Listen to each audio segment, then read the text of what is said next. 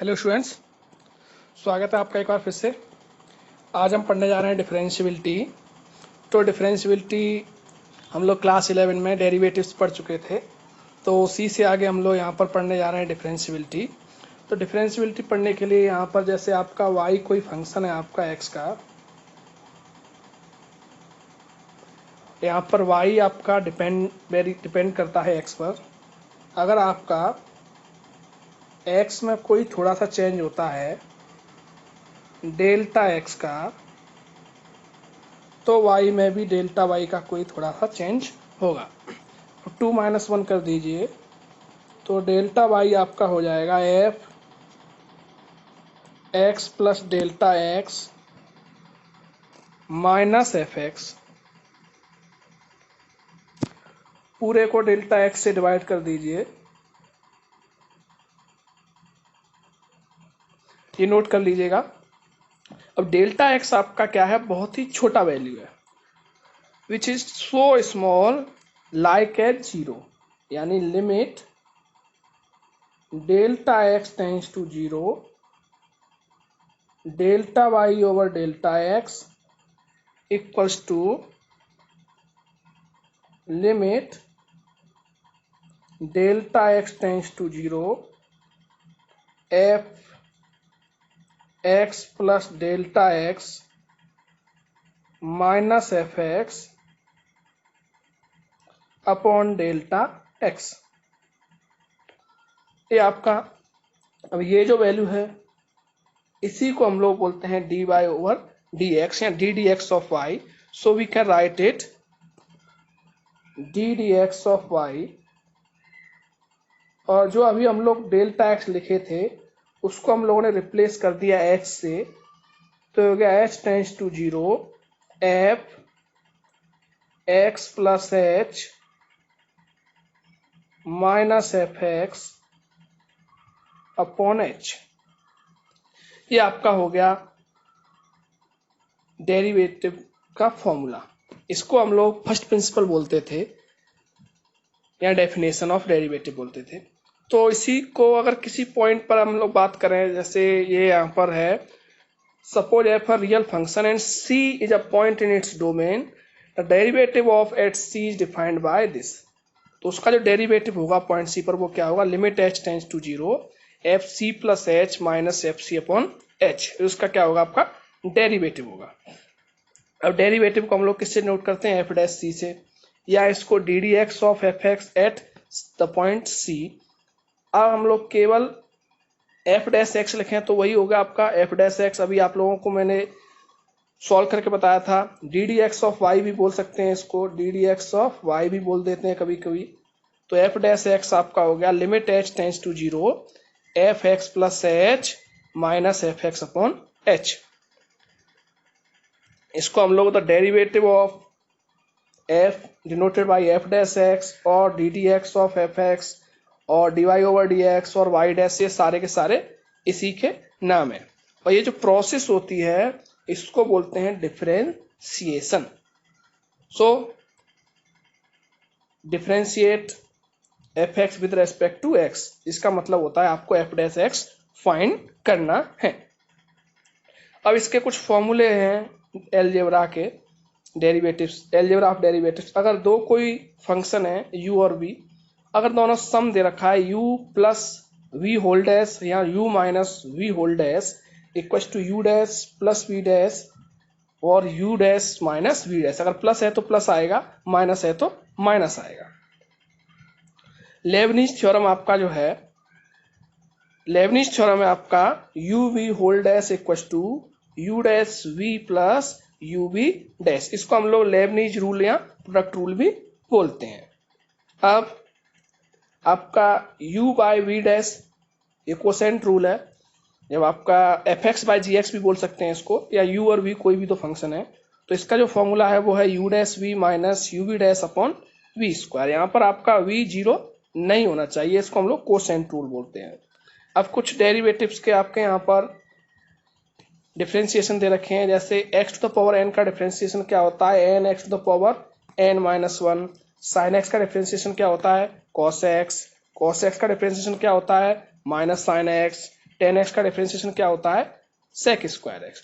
इस और भी ढेर सारे फॉर्मूले आप लोगों ने क्लास 11 में पढ़े हैं, तो मेरी आपसे रिक्वेस्ट है कि आप क्लास 11 के जितने भी फॉर्मूले हैं वो सारे फागरे फॉर्मूले आप अपनी नोटबुक में लिख लोगे। तो चलिए, अब किसी क्वेश्चन में सपोज कीजिए ये लिमिट एग्जिस्ट नहीं है, limit h tends to 0 f c plus h minus f c upon h does not exist, then we say f is not differentiable at c। अब ये एग्जिस्ट नहीं है, इसका मतलब क्या है, इसका मतलब है उसमें आपकी दो लिमिट होंगी, limit h tends to 0 minus f c plus h minus f c upon h. अब 0 माइनस, इसका मतलब ये कौन सी साइड की होगी, आपकी लेफ्ट हैंड डेरिवेटिव बोलेंगे इसको, और 0 प्लस इसका मतलब इसको क्या बोलेंगे हम लोग, राइट हैंड डेरिवेटिव। ये आपका लेफ्ट हैंड डेरिवेटिव हो गया, ये क्या होगा, राइट हैंड डेरिवेटिव। तो अगर ये दोनों ही आपके इक्वल और फाइनाइट आते हैं तो हम लोग बोल सकते हैं कि फंक्शन आपका डिफरेंशिएबल है। अब a function is said to be differentiable in an open interval, closed interval ab if it is differentiable at every point of ab। ये आपका क्लोज इंटरवल है। अब देखो क्लोज इंटरवल में आपका ए और बी दोनों इंक्लूड होगा, तो इस केस में आपके जो एंड पॉइंट हैं ए और बी, तो ए पर हम लोग राइट हैंड लिमिट निकालेंगे और बी पर क्या निकालेंगे, लेफ्ट हैंड लिमिट। जैसे उसमें राइट हैंड लिमिट और लेफ्ट हैंड लिमिट निकालते थे, अब डेरिवेटिव है तो यहाँ पर उनका लेफ्ट हैंड डेरिवेटिव और राइट हैंड डेरिवेटिव निकालेंगे ए और बी पर, तो वो भी आपके क्या होना चाहिए, इक्वल होने चाहिए, एग्जिस्ट होने चाहिए। इक्वल तो नहीं होंगे, एग्जिस्ट होंगे, तभी आपका फंक्शन जो है डिफरेंशिएबल होगा।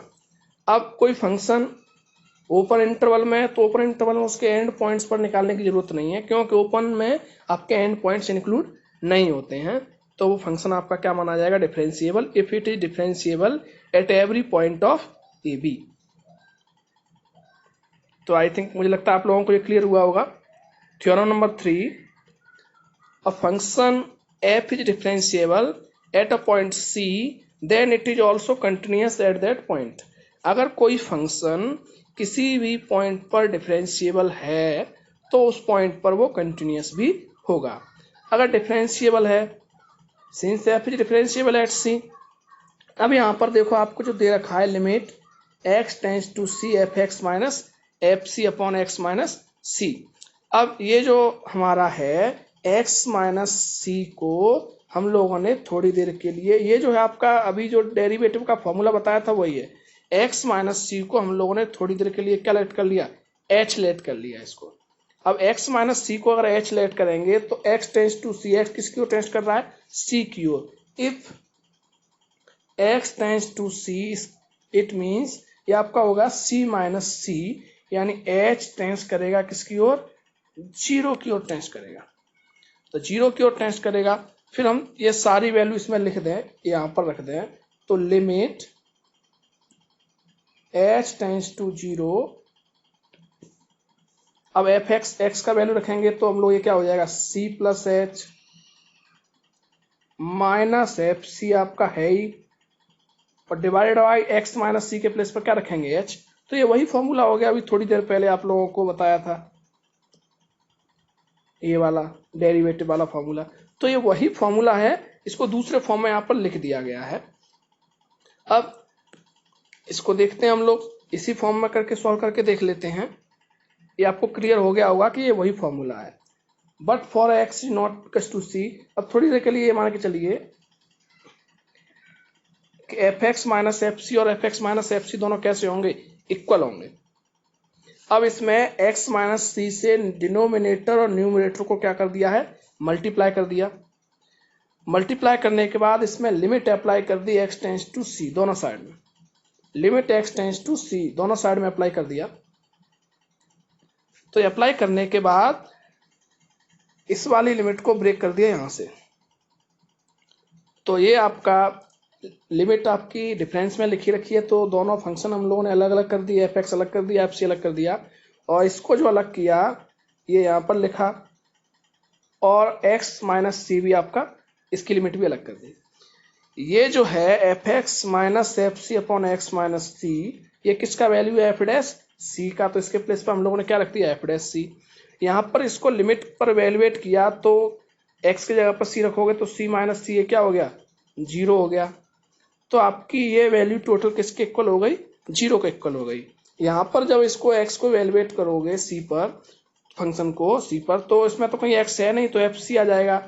तो इसकी जो लिमिट हुई फंक्शन की वैल्यू के बराबर हुई, इसका मतलब फंक्शन एक्स इक्वल टू सी पर क्या है, कंटिन्यूस है। तो ये आपको याद रखना है, डिफरेंशियबल फंक्शन इज कंटिन्यूस। अगर कोई फंक्शन डिफरेंशियबल है तो वो क्या होगा, आपका कंटिन्यूस होगा। बट अगर कंटिन्यूस है तो कोई जरूरी नहीं है कि फंक्शन आपका डिफरेंशिएबल भी हो।